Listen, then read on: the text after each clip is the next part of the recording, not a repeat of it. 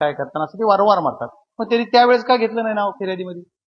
म्हणजे याला कुणीतरी जे ते कट रचला ही शब्द वापरतात ना, हे कुणीतरी कट रचून माझ्या मुलाला अडकावा असं केलं जातं. कारण काही जणांनी घोषणा अगोदर दिल्या, खासदारावर केस करा, खासदार तिथं नाही म्हणलं, मुलगा इथं म्हणलं की मुलाचं नाव घ्या. अशा पद्धती वेगवेगळे परत तिथल्या आता ते वारंवार स्टेटमेंट वेगळे वेगळे देतात, पुरवणी देतात आणि पोलीस यंत्रणा सुद्धा किती तत्पर आहे बघा ना.